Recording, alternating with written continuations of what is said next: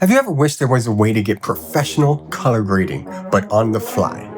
My name is Johnny Baca. I'm an award-winning film director, and I'm going to show you how to get professional color grading in less than 5 minutes using Dehancer.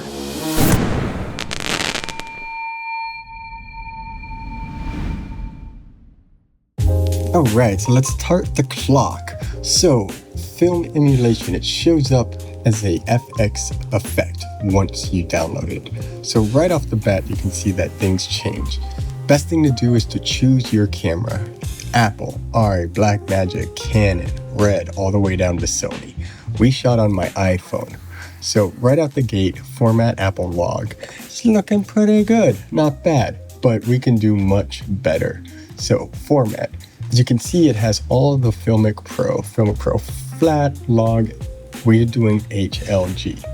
We did not use Filmic Pro, by the way. We just used the native camera app.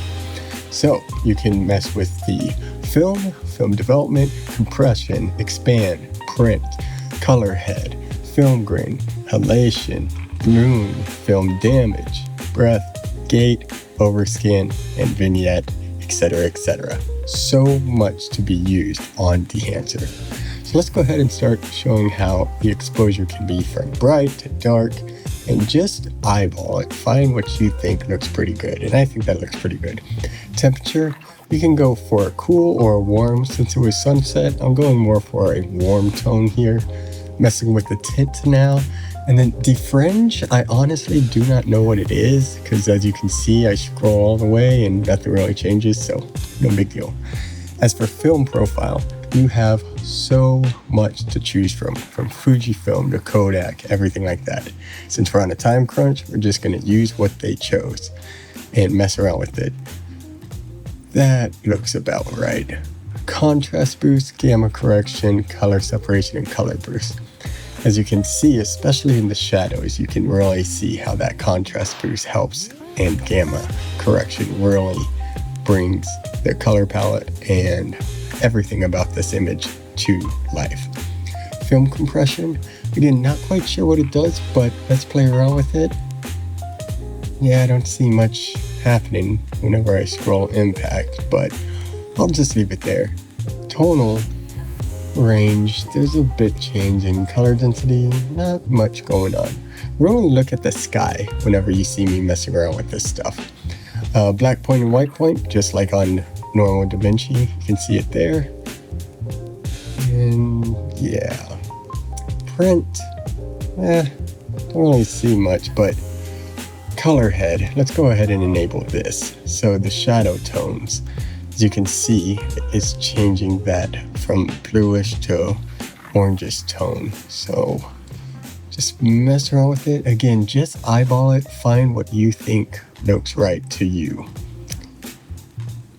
Impact, yeah, I like it. We can go all the way 100 and preserve, that's fine. Mess with the shadow tones a little bit more. Yeah, that's too much. There, right there. Again, all I'm doing is moving the dot, the scroller thing, and eyeballing it. That is it. When it comes to film grain, you got from 8mm all the way up to 65, as you can see. We're just going to leave it as is, because again, we're on a time crunch. And I have the amount at 21.7. Halation, just look at the lights above Monrovia Public Library. By the way, this was shot in Monrovia, California, in their downtown area. Bloom, again, you can see when you enable it and turn it off. Film damage, it does a lot actually, but we don't really need it, so I'm going to disable that. And that's about it. I'm just going to ignore the rest, even ignoring vignette. I don't need to worry about that because we have less than a minute to go. So let's go ahead and start it from the top. That's from the camera, that's after. And again, this was all done on the iPhone. So let's go back and let's just stop it right there. And let's go back and do a little bit on the exposure, tint composition. Yeah, I think that looks pretty good. And film, let's just see what the others look like, just to get an idea of if we want to do anything else. Yeah, I'm gonna stick with, well, let me see what Super, ooh, that's nice. Max is pretty cool. I kind of like Supra. Let's roll with it. See it, and bingo.